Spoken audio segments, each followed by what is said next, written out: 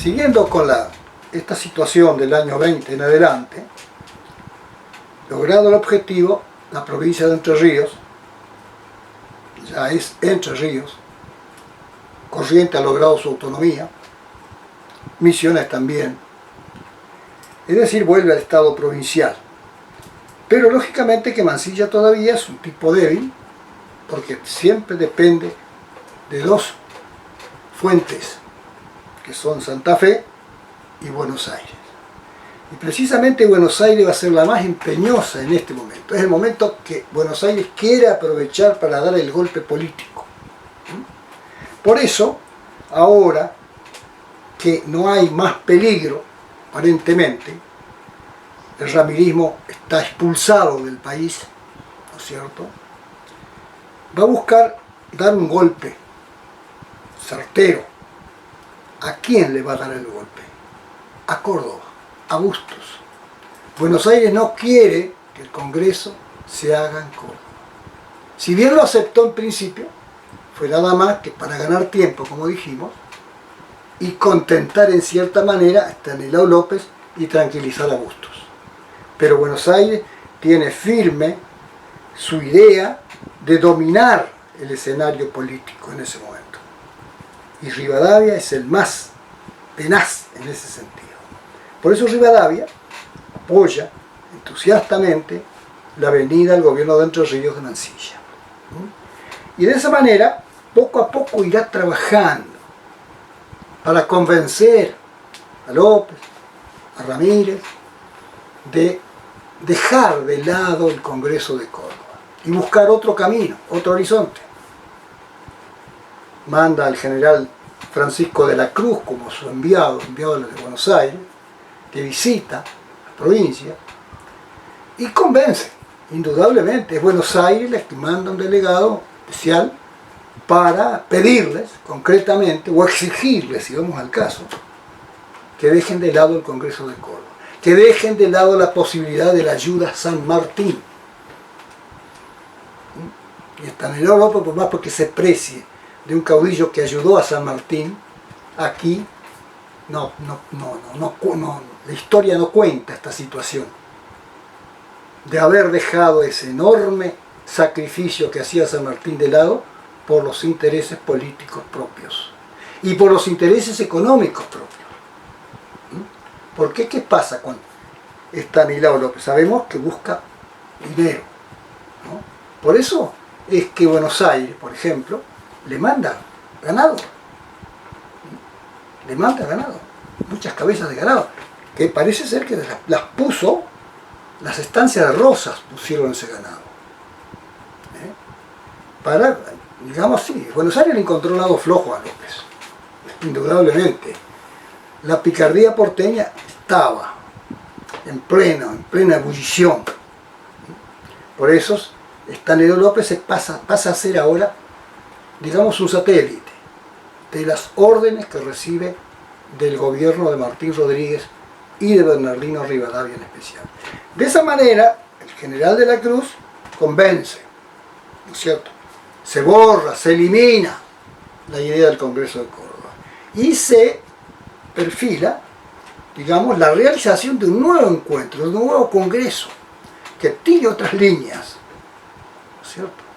Es decir, siempre en el propósito de organizar, porque en definitiva todos los pactos tuvieron ese propósito. Quizás el único propósito loable, digamos, ejemplarista, el de buscar el camino hacia la organización del país. Sí, con tintes políticos distintos. Uno por el federalismo, organizar una constitución federal o un país federal, y otro un país único, unitario, manejado desde un centro de poder que indudablemente era Buenos Aires. Es decir, las dos posiciones tenían la idea del Congreso, pero con fines políticos distintos. Eso es importante. Bueno, de esa manera trabaja hábilmente Buenos Aires y logra el objetivo. Entonces, las mismas provincias se reúnen. Casiano Calderón va en representación de nuestra provincia. Y en Santa Fe van a concluir ¿no es cierto?, firmando el ya que se conoce como con el nombre de Tratado del Cuadrilátero, el 25 de enero de 1822. O sea, el martes próximo se van a cumplir los 200 años de la firma de este pacto, que es ya, si vamos al caso, el tercero en el litoral, porque había habido otros pactos afuera en el interior. San Miguel de las Lagunas, por ejemplo, el pacto de las provincias de Cuyo, que han firmado un pacto propio, el pacto de Biznará, allá en Santiago del Estero y Salta. Es decir, había otros compromisos también en el interior con el ideal también de la organización. Es decir, el año 20, digamos así, reproduce pactos por distintos lugares y tienen un objetivo común, importante. Bueno, de esa manera entonces queda concretado el Tratado del Cuadrilátero. Por supuesto, se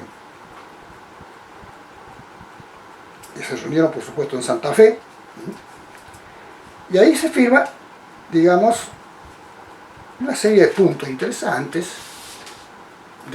digamos así, de filiación entre las 4 provincias firmantes. Hablan de la paz entre ellas, que tendrá que ser perdurable para siempre. Hablan que en el caso, por ejemplo, de un ataque exterior, todas se van a juntar, se van a unir y van a enfrentar con todos los medios a su alcance ese ataque exterior. Y esto tiene una referencia muy importante. ¿Cuál es el posible ataque exterior que ellos, digamos, ponen como posible? ¿Cierto? Es la presencia de los portugueses. Los portugueses hasta ese momento eran dueños de la banda oriental. Habían ocupado la banda oriental mediante un congreso trucho celebrado entre los hombres de Montevideo y los portugueses. Habían pasado a ser, los uruguayos, la banda oriental, la provincia cisplatina, incorporado al imperio del Brasil y Algarves, ¿cierto? Todavía no era imperio portugués. Es decir, sí, recién en este año 22 se va a hacer la independencia de Brasil, se va a separar. Bueno, se incorporan y el peligro es latente ahora en el Río de la Plata. Es cuestión de cruzar el río Uruguay y poner en jaque y actualizar viejas pretensiones portuguesas, que siempre trabajaron para mellar la resistencia de los pueblos de este lado del río para Uruguay, y más aún con el propósito, la intención de establecerse como límite fijo el río Paraná. Todo ese propósito. Por eso acá, en este tratado, hablan de ese tema sin decir los portugueses. Hablan del problema exterior. También se fijaban límites. Pues claro, habían exigido que la República Entrerriana desapareciese, ¿no es cierto? Desaparecía. Era una sola unidad la República Entrerriana, con departamentos distintos, ya Posadas, Misiones, Corrientes y Entre Ríos. Ahora sí, hay que definir los límites entre cada una de esas partes, porque hay viejas propósitos de límites que venían de la época de la colonia, que no estaban seguros. Unos eran Mocoretá, igual Quiraró, pero otros iban más arriba, como el río Corrientes, ¿no es cierto? Todo eso está establecido acá, ¿no es cierto? Establece el límite provisorio. Con Entre Ríos llega hasta el río Corrientes. De Posadas Misiones, ¿no es cierto? Desde Posada para arriba, la tranquera de Loreto. Y el resto Corrientes. Eso queda a expensas de un futuro congreso que iba a resolver definitivamente el problema. Bueno, pero lo más importante de esto es el artículo 13. El artículo 13 habla concretamente que decía que el congreso fijado para Córdoba ya no tenía razón de ser y que se iban a buscar la realización de un nuevo congreso. Pero, dadas las circunstancias en ese momento difíciles por las que vivía la región, quedaba el llamado de un nuevo congreso en manos de Buenos Aires. Le dan a Buenos Aires la llave para que Buenos Aires llame a un congreso cuando mejor le corresponde. y es efectivamente más tarde lo llamaron, que fue el famoso Congreso del año 1824, que en definitiva terminó sancionando la Constitución unitaria del año 1826. Es decir, ahí se concretó el propósito de Buenos Aires. Pero también tenía la parte secreta, este tratado del cuadrilátero. Por ejemplo, Entre Ríos y Corrientes debían pagarle a Santa Fe, resarcirle a Santa Fe por los daños que le había ocasionado el finado Ramírez, ¿no? A Santa Fe, que entró con ejército, anduvo dando lugar. Bueno, ¿qué tenía que, cuál era la? Tenían que pagarle Entre Ríos, a ver cómo es la cosa. Sí, Santa Fe y Entre Ríos debían darle 1000 cabezas de vacuno cada uno, Corrientes y Entre Ríos, 1000 cabezas de ganado vacuno y 500 cabezas de ganado llevadizo. A Santa Fe. Ya está la ambición de López engordando sus estancias. Fíjense si no tenía motivos económicos de sobra el brigadier Estanero López. Y no es todavía, para más, digamos así, Entre Ríos debía compensar a su vez a Santa Fe con 5.000 pesos. ¿Por qué? Por el auxilio que fuerzas de Estanislao López le dieron a Mansilla para organizar, terminar de vencer, digamos, la resistencia de López Jordán. Eso Santa Fe se lo cotizaba también. Y Corrientes, también, por el hecho de también contribuido, ¿no es cierto?, a la libertad de Corrientes, con esa expedición o con esa entrada de López, ayuda de López, con 1000 pesos. Es decir, esto fue la parte secreta que no se conoce, lo otro es la parte pública, donde hay otros artículos, pero que son, digamos, por ejemplo, libre comercio, etcétera, etcétera.